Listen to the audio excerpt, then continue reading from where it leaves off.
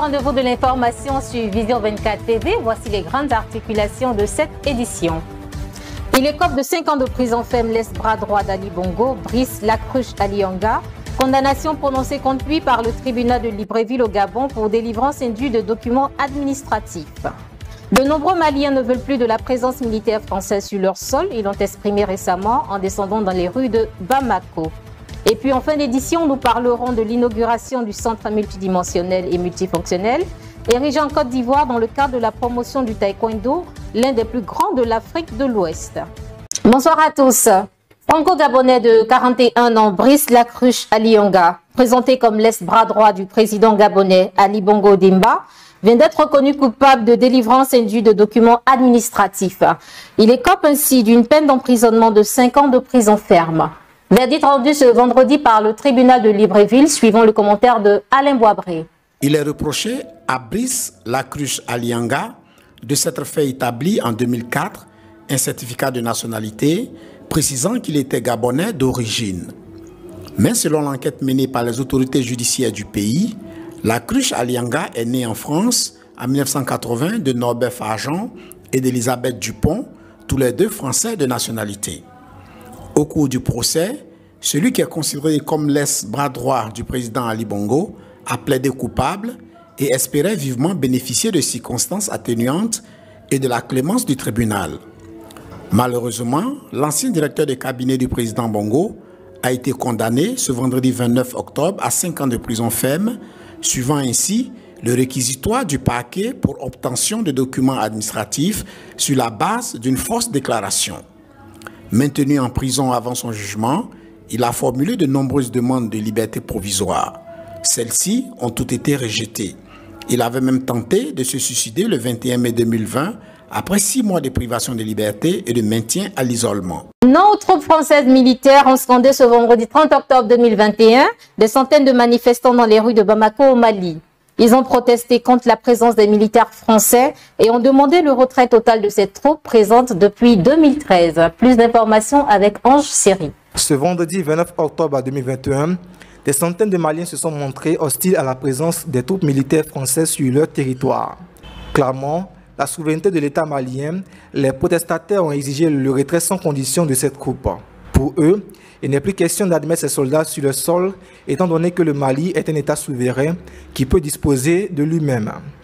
Les manifestants ont par ailleurs estimé que la transition politique actuelle est bien la conséquence de la mauvaise gestion du pays, notamment sur le plan de coopération militaire entre la France et le Mali. Il faut indiquer qu'en juin, la France a annoncé vouloir réduire de moitié le nombre de militaires d'ici 2023 pour arriver à environ 2500 effectifs sur la zone. Rappelons que ces forces françaises sont présentes dans la région du Sahel depuis 2013. Crimes de génocide et crimes contre l'humanité sont les accusations pour lesquelles l'ancien député rwandais Pierre Kayondo pourrait être poursuivi. Le rôle qu'il aurait eu au cours du génocide des Tutsis en 1994 sont à la base d'une information judiciaire ouverte à Paris contre lui. Les explications de Béranger Dessoa. Pierre Kayondo, ancien préfet de Koubouye et ancien député dans la préfecture de Gitarama au Rwanda, est soupçonné d'avoir participé à l'organisation des exterminations à Ruango et à Tamboué dans la préfecture de Gitarama. Il aurait favorisé la constitution de groupes de miliciens fournissant des armes et participant à des réunions dans ce sens. C'est pour élucider toutes ces questions qu'une information judiciaire a été ouverte le 18 octobre par le parquet national antiterroriste. Le dossier a été confié à des juges du pôle crimes contre l'humanité du tribunal judiciaire de Paris.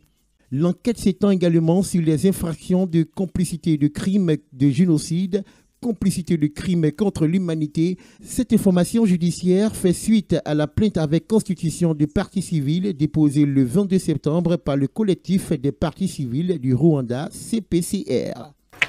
Rendons-nous à Dengouin, c'est à Biancouma en Côte d'Ivoire, où le ministre de l'Intérieur et de la Sécurité, le général Vakondo Diomandé, a procédé à l'inauguration d'un centre de santé.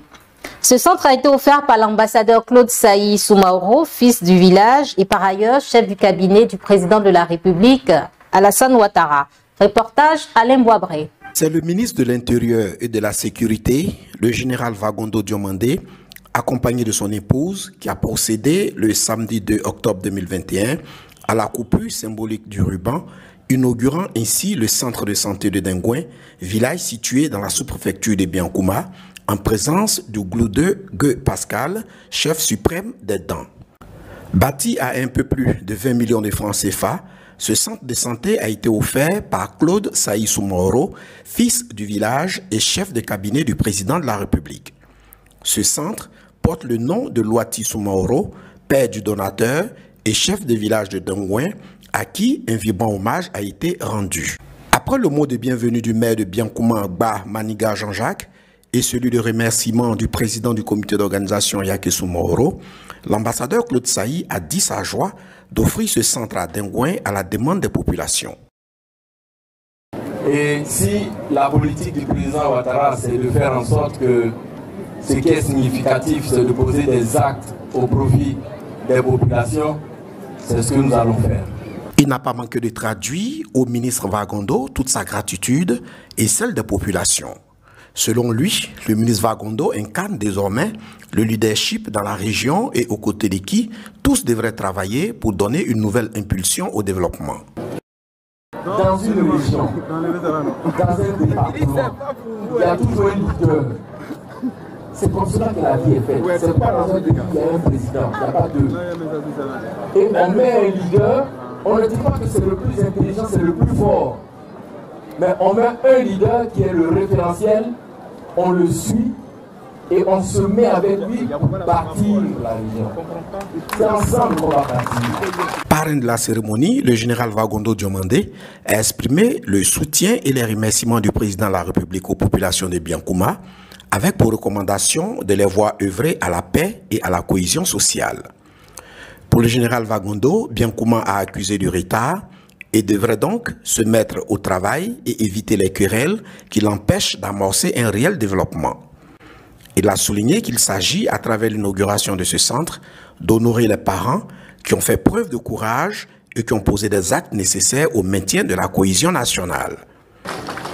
Parce qu'aujourd'hui, si nous sommes là en paix et en sécurité, si nous avons le temps de poser des actes pour nos parents, c'est parce que vous avez osé à une époque où la Côte d'Ivoire était en proie au doute.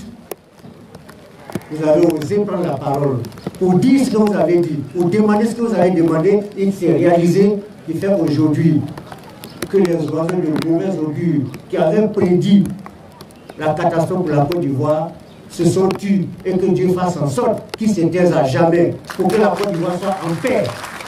Et c'est cette paix dont nous avons besoin. Et c'est cette paix-là qui permettra le développement de notre pays, avec la contribution de vos fils que nous sommes. Le ministre Vagondo a tenu à féliciter l'ambassadeur Claude Saï avant d'indiquer qu'il est une valeur sûre de la région. Je veux simplement contribuer avec nos frères et sœurs au bonheur de nos parents qui ont déjà trop souffert. Quand vous allez dans n'importe quel village du Topi, on a des problèmes de route, on a des problèmes de centre de santé, on a des problèmes d'école, bref, on n'a que des problèmes, alors que ce n'est pas aujourd'hui que le Topi est né. C'est pourquoi ensemble, nous devons agir pour que cela s'arrête. Chers frères, je compte sur vous. C'est pourquoi, pour apporter ma modeste contribution, chers parents, et accompagner l'ambassadeur Claude Saï, notre frère, je voudrais vous offrir donc, cette ambulance pour contribuer justement à la santé de nos frères et sœurs de la région.